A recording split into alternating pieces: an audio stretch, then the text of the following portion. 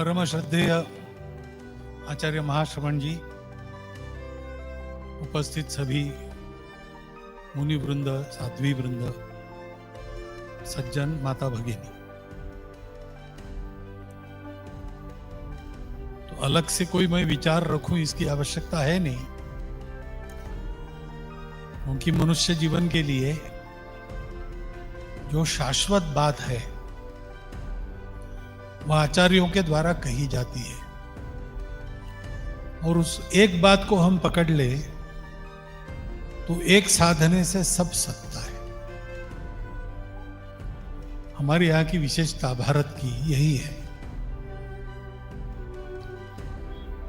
आचार्य जी ने बताया कि सभी जीव सुख चाहते, ये समानता है। जड़ चेतन सारा विश्व सुख के पीछे भागता है,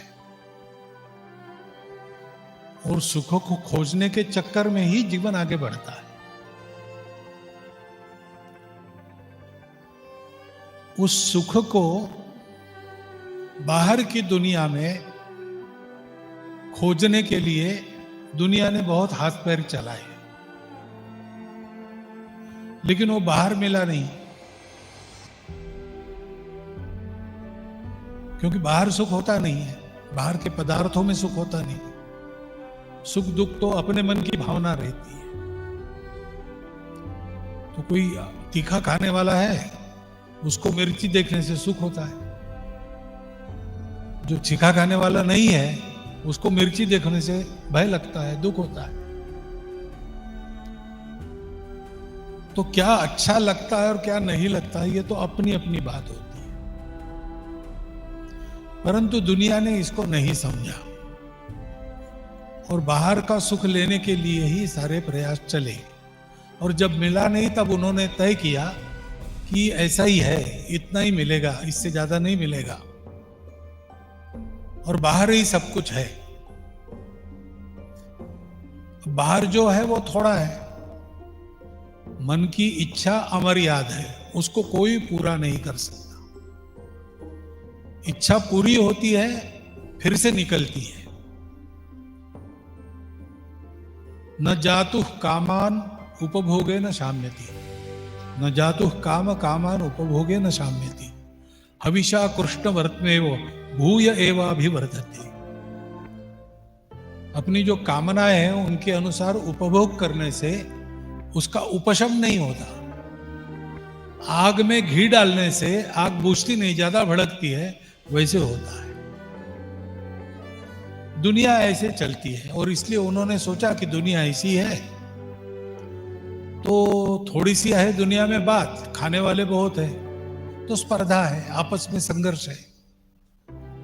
संघर्ष है तो शक्ति को प्राप्त करो, और जो बलवान है उसकी लाठी चलेगी, जिसकी लाठी है उसकी भैंस है। दुनिया पिछले 2000 साल ऐसे चली है, और इसलिए आज हम दुनिया को देखते हैं तो कितनी समस्याएं देख रहे हैं। पर्यावरण के बारे में सब चिंतित हैं,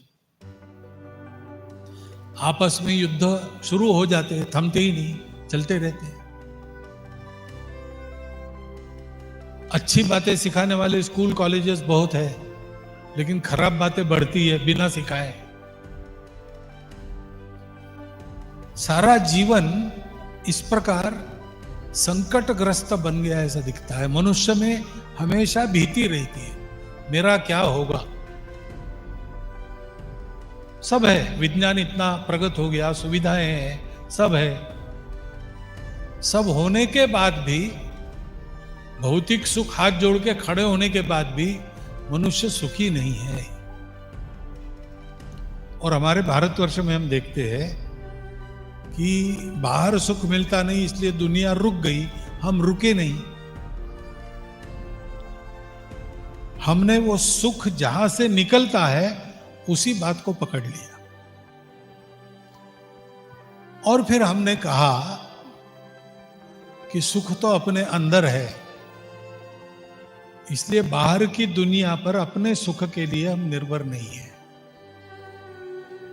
हम अपना जीवन ऐसा बनाएंगे कि हम सुखी होंगे। और इसलिए सुख अपने अंदर है। हम एक अनुशासन का पालन करें तो वो सुख अपने लिए सदा विद्यमान रहता है और कभी फीका नहीं पड़ता।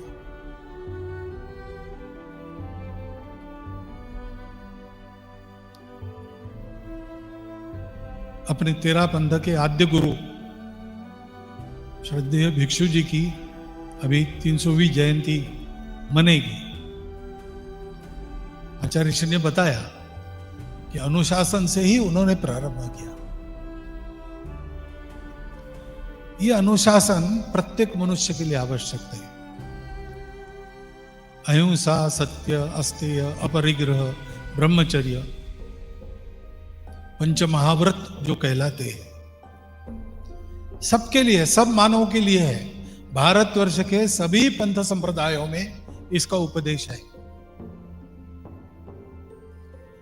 यह मनुष्य को एक व्यक्ति के नाते समर्थ और सुखी बनाते।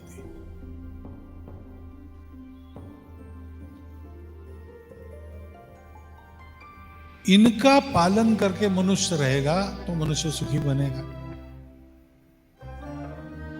लेकिन एक मनुष्य नहीं रहता, मनुष्य कभी अकेला रहता नहीं। मनुष्य को हमेशा साथी चाहिए, समाज चाहिए, अपने लोग चाहिए। किसी मनुष्य को फांसी की सजा हुई तो हंसते हंसते फांसी पर चढ़ने वाले बहुत लोग हैं, बहुत लोग हो गए हैं। फांसी चढ़ने से सबको डर नहीं लगता। मनुष्य के जीवन में ऐसा समय आता है कि वो डर भूल जाता है। लेकिन किसी मनुष्य को अकेले बंद करके रखा, देखो नहीं, किसी दूसरे मनुष्य से बात मत करो, कोई दूसरा मनुष्य दिखे नहीं, शहर के रास्ते नहीं दिखे, उस पर चलते मनुष्य नहीं दिखे, चहचहाते पंछी नहीं दिखे, इतना विशाल आसमान नहीं दिखे, अकेले रहो, तो कुछ ही दिनों में वो पागल बन जाता है। मनुष्य हंसते हंसते मर सकता है लेकिन अकेला नहीं रह सकता। तो इसलिए मनुष्य अपने व्रत का पालन करके रहे। इसलिए समूह का भी कुछ व्यवहार होना पड़ता है, उसका भी एक अनुशासन है। समूह में कैसे रहना, यह भी मनुष्य को सीखना पड़ता है। चारित्र्य आवश्यक है। और समाज में रहना, सारी मानवता में एक मानव बन के रहना, सृष्टि के साथ रहना, इसके लिए राष्ट्रीय चारित्र्य आवश्यक होता है। ये एक ही सिक्के के दो पहलू है। और हम की सृष्टि में बहुत सारे लोग हैं, सब एक बुद्धि के नहीं है। मनुष्य के पूर्ण सुख का मार्ग है अहिंसा, अस्तेय, अपरिग्रह, ब्रह्मचर्य। मार्ग भटक गया मनुष्य तो दुख में है। Survival of the fittest, struggle for exist करता है। यह नहीं होना चाहिए। मनुष्य को सत्य, अहिंसा, अस्तेय, अपरिग्रह, ब्रह्मचर्य, ये बातें मिलनी चाहिए। लेकिन जो ऐसा मानते हैं कि झगड़ा करने से ही सुख मिलेगा, सबको दबाओ तब मैं सुखी होऊंगा, वो सबको जोड़ो तब सुखी रहूंगा वालों का विरोध करते हैं। और विरोध करने का उनका साधन एक ही होता है, शक्ति। अपना भौतिक बल, शरीर का बल, संगठन का बल, सत्ता का बल, धन का बल, इसका उपयोग करके ये न बढ़े। अहिंसा, सत्य, अस्तेय, अपरिग्रह, ब्रह्मचर्य के आधार पर चलने का जो रास्ता है वो न बढ़े, उसका वो प्रयत्न करते थे। और ये सनातन काल से चल रहा है। तो इन पंच महाव्रतों को स्वयं आचरण करना है, दुनिया को सिखाना है, तो उसके साथ भी शक्ति चाहिए। वो शक्ति अपने राष्ट्रीय चारित्र के कारण आती है। भौतिक बल के कारण नहीं आती, आपके हाथ में शस्त्र है इसलिए नहीं आती। ये सब जिनके पास है, लेकिन जिनके पास सामाजिक चारित्र नहीं है, राष्ट्रीय चारित्र नहीं है, उनको उसका और समाज एक रहता है, संगठित रहता है, तो उसका उपयोग होता है। समाज एक रहना है तो राष्ट्रीय चारित्र चाहिए। उसका भी आधार वही है, अहिंसा, सत्य, अस्तेय, अपरिग्रह, ब्रह्मचर्य। इनको पालन करने से दोनों बातें मिलती है, एक ही सिक्के के दो पहलू, व्यक्तिगत चारित्र्य, राष्ट्रीय चारित्र्य। और दोनों पहलू ठीक है तो सिक्का चल जाता है। एक पहलू खराब है तो एक तरफ से खोटा सिक्का चलता नहीं। तो इनके आधार पर अपना राष्ट्रीय चारित्र्य भी हमको रहना चाहिए। हम कहते हैं अहिंसा। इसका मतलब है कि हमारा अन्य लोगों के साथ भी व्यवहार, सद्व्यवहार, सद्भावना का व्यवहार, समरसता का व्यवहार होना चाहिए। महाराष्ट्र जी जो बताया, आत्मा सबकी समान है, इसलिए जिस बात को देखकर या सहन करके मुझे दुख होता है, सहन नहीं कर सकता मैं, दूसरों के लिए उस बात को नहीं कर। हम सब एक दूसरे के हैं। तत्व का व्यवहार सबसे होना, सद्व्यवहार होना, अपनी न हो इसकी चिंता करना, इसको कहते हैं सद्भावना का व्यवहार। तो मैं जी रहा हूं, अच्छा जी रहा हूं, बहुत अच्छी बात है, लेकिन मेरे कारण कितने लोग अच्छे जिएंगे, इसको सोचना।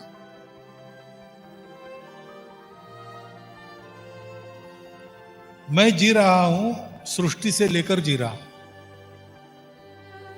कपड़ा मेरे शरीर पर है, किसी ने कपास उगाई या कारखाने में कोई धागा तैयार किया, इसलिए मेरे शरीर पर कपड़ा है।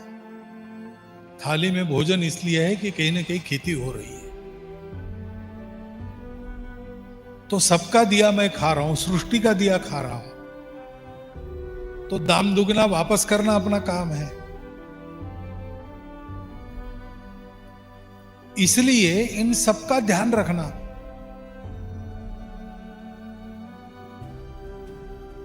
कम से कम में अपना काम चलाना, अधिक से अधिक दूसरों के लिए। दोनों हाथों से कमाया, 1000 हाथों से बांटना। ये बात मनुष्य जीवन में होनी चाहिए। और इसको सिखाने वाली अपनी परंपरा है, बाकी दुनिया उल्टा सिखाती है। तो अपनी परंपरा पर पक्का रहना, इसलिए अपने घर में भी अपनी नई पीढ़ी को इसके संस्कार देना। ये घर में बैठना, गपशप हो जाए बच्चों के साथ, पहले होती थी, आजकल नहीं होती। आजकल करनी पड़ती है तब हो, पहले अपने आप होती थी। मोबाइल नहीं था, घर में रहने के बाद आपस में बात करते ही थे। आज मोबाइल, कोई किसी से बात नहीं करता। तो बात करनी है तो कुछ आयोजन करके करनी पड़ती है। बात करना, उसमें ये बताना हम कौन है, विचार क्या है, हमारे मूल्य क्या है, उसके आधार पर जीवन कैसे सुखी होता है, प्रत्यक्ष अनुभव दिला। और समाज को एक साथ रखने के लिए, सुखी रखने के लिए नियम कानून बनते हैं। नियम कानून पालन करने के लिए कष्ट करना ही पड़ता है। मेरा अपना स्वभाव है, मैं वैसे रहना चाहता हूं, लेकिन सबके साथ रहना है तो मुझे मेरे अपने रुचि को नियंत्रित करना पड़ता है। मैं अकेला हूं, सोना है, तो मुझे 6 फीट लंबा और 5 फीट चौड़ा बिस्तर चाहिए। लेकिन सबके साथ मैं जब जाता हूं, किसी शिविर में जाता हूं, तो वहां 3 फीट बाय 6 फीट का बिस्तर मिलता है, उसी में मुझे रहना है। अपने घर में मैं चाहे जैसे पलंग पर सोऊंगा, लेकिन ट्रेन से जाना है तो वहां सबके लिए जैसे व्रत बने वैसे ही मुझे मिलेंगे। तो मुझे उसकी रुचि नहीं होगी, लेकिन अपनी रुचि को संयमित करके मुझे चलना पड़ेगा। मुझे अमुक प्रकार का भोजन अच्छा लगता है, लेकिन घर में सबके लिए जो भोजन बना है उसमें मेरी रुचि का सब रहेगा ही, ऐसा नहीं है। और इसलिए ये जो संविधान बने हैं वो अपने को कष्टप्रद लगते होंगे तो पालन करके चलना। इसके लिए संयम सीखना, वो भी महाराष्ट्र ने बताई है। उस संयम की बड़ी शक्ति होती है, शक्ति कंट्रोल में होती है। तापी नदी बह रही है, दोनों तटों के अंदर बह रही है, तब तक खेती के लिए बहुत अच्छी है। और थोड़ा नियंत्रित करते तो बिजली भी बनाती है, लेकिन बाढ़ आती है तब नुकसान करती है। जब अनियंत्रित हो जाती है तब नुकसान करती है। वैसे हमारा जीवन का प्रवाह जो है वो भी नियंत्रित हो जाए तो सबको सुखी भी करेगी और उसमें एक शक्ति रहेगी, ऊर्जा उत्पन्न होगी। इसलिए उनका पालन करना, ये बातें हमको सीखनी पड़ेगी। में से हमारा सामूहिक बल उत्पन्न होगा, और वो बल ताकत के आधार पर नहीं होगा, वो बल चारित्र्य के आधार पर होगा। जो शील के आधार पर शक्ति रहती है वो कल्याणकारी बनती है। जो अनियंत्रित शक्ति होती है वो नुकसान करती है। नुकसान करने वाली शक्तियों का परिहार करके सुखी बनाना भी शील आधारित शक्ति को ही संभव है। और इसलिए अपने व्यक्तिगत चारित्र्य चाहिए। और दोनों की बुनियाद तो कि अध्यात्म के आधार पर दोनों का व्यवहार ये होना है। अध्यात्म हमको जीवन, और जब आवश्यक है तब जीवन को छोड़ देना भी सिखाता है। वो केवल वैराग्य का उपदेश नहीं करता, पुरुषार्थ का भी उपदेश करता है। ये बताता है कि सबसे बड़ा पुरुषार्थ सत्य को पाना है। क्योंकि पुरुषार्थ करने के लिए आप दुनियादारी से जाना पड़ेगा। वो कैसे जाना वो भी सिखाता है। इसको कहते हैं अविद्या, दुनियादारी की बात आएंगे, कितनी संख्या बढ़ाएंगे, सारी बात अविद्या है। और इस अविद्या के परे होकर सत्य को पाना, उसको कहते हैं विद्या। तो विद्या और अविद्या दोनों का सार जानकर उसको प्राप्त करते हुए हमको उस सत्य की जो हमको शाश्वत बनाता है उसकी प्राप्ति करनी है। ये आदर्श हमारे पूर्वजों ने हमारे सामने रखा है। और इसलिए भारतवर्ष अपना बड़ा होता है तो दुनिया में सुख ही उत्पन्न करता है, युद्ध नहीं उत्पन्न करता। हमारे साथ युद्ध करने वालों को भी संकट के समय में हम मदद देते हैं। हम मार नहीं खाते, लेकिन किसी को मारते भी नहीं। पाकिस्तान ने आक्रमण किया कारगिल के समय, हम चाहते तो पूरे देश पर आक्रमण कर सकते थे, लेकिन हमारी सेना को आदेश था बॉर्डर क्रॉस नहीं करना, अपने अंदर के जो कुछ है वो सब साफ कर। अंदर घुसकर जब मारा तब भी पूरे पाकिस्तान को, लेकिन हमने वैसा नहीं किया। जहां गड़बड़ करने वाले थे वहीं पर अटैक किया। है कि हमारा आधा सुसूत्र देखते, सबकी आत्मा समान है, जीना है साथ में जीना है। एक का जीवन बिगड़े तो सबको दुख आता है, सबका जीवन ठीक रहे तो कम ज्यादा स्थिति रहे तो भी सब सुखी रहे। इस सत्य को हमने पहचाना है। हमारे सारे आचार्यगण उसी के लिए हमको ये सारे उपदेश बार बार बताते हैं।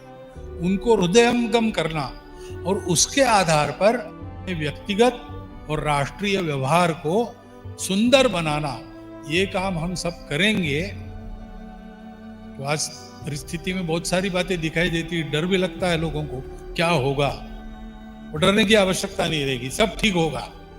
हमारे यहाँ हम सब ठीक करेंगे और सारी दुनिया हमको देख के ठीक होगी। यही हमको करना है। और इसलिए मैंने बताया, नया कुछ उपदेश मुझे करना नहीं है। जो आचार्य श्री ने कहा है उसी को मानना है, उसको समझना है, उसका मनन चिंतन करना है और मनन चिंतन के आधार पर अपने जीवन का अंग उसको बना। शरीर का तप, देव द्विज गुरु प्राज्ञ पूजनम शौचम आर्जवम ब्रह्मचर्यम अहिंसा च, ऐसा बताया है। देव यानी प्रतिभा संपन्न लोग, द्विज यानी व्रतस्थ लोग, प्राज्ञ यानी स्पेशलिस्ट, गुरु यानी हमसे श्रेष्ठ। हमारे गुरु हमारे सामने बैठे हैं, उनका पूजन करना यानी उनके पास बैठना, श्रवण करना, जिज्ञासा होती है पूछना, इन सब बातों को समझना,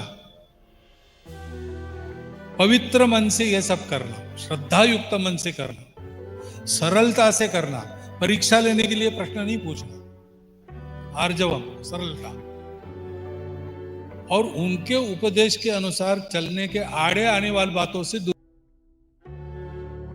ये मेरा अर्थ मैं बता रहा हूं, मूल अर्थ तो शास्त्रविद गुरु आपके पास है, वो बताएंगे।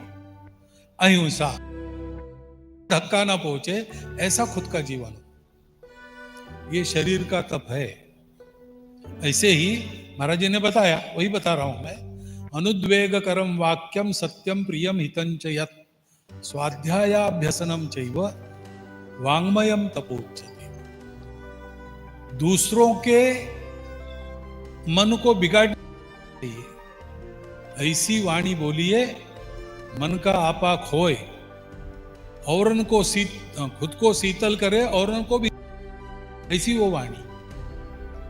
और ऐसा बोलने के लिए असत्य नहीं बोलना, सत्यम प्रियम हितम च, हितकारक बोलना, कब कहां कैसे कितना, ये विवेक रखना। और उसके लिए स्वाध्याय देखना, सुनना, पढ़ना, समझना, उसकी प्रैक्टिस करना, स्वाध्याय, अभ्यास, प्रैक्टिस, उससे वो स्वभाव का अंग बनता है। ये वाणी का तप है। और फिर मन का तप, इस सबके पीछे सबका आधार भाव संशुद्धि, मन का भाव पवित्र रखकर करना, तो फिर मन प्रसन्न रहता है। मन प्रसादम, सौम्यत्वम, सौम्य स्वभाव, उग्र स्वभाव काम का नहीं है। मौनम, कहां कब कितना बोलना या नहीं बोलना, जहां आवश्यक नहीं वहां बोलने की जरूरत नहीं। शब्द भी, वाणी भी ऊर्जा है, फालतू खर्च नहीं कर। मौनम, आत्म विनिग्रह, इसके लिए फिर से संयम, अपने आप को रोकना। और ये तब संभव होता है जब अपना भाव शुद्ध हो, स्वार्थ की भावना न हो, जीवन का श्रेय जानने की उत्सुकता हो, और ऐसे कान लेकर हम संतों की वाणी सुने, आचार्यों का उपदेश सुने। आप सब लोग वैसा करते ही हैं, वैसा करना जारी रखिए, उसके जरिए जीवन बदलिए, जीवन के उदाहरण खड़े हो जाएंगे, समाज बदलेगा। समाज बदलेगा तो बाकी सारे परिवर्तन अपने आप आएंगे। एक बहुत बड़ा परिवर्तन का काम ऐसी छोटी छोटी बातें बताकर अपने आचार्य सब कर रहे हैं। वो अपना काम कर रहे हैं, हम अपना काम कर रहे करें, इतना निवेदन आपके सामने रखता हूं।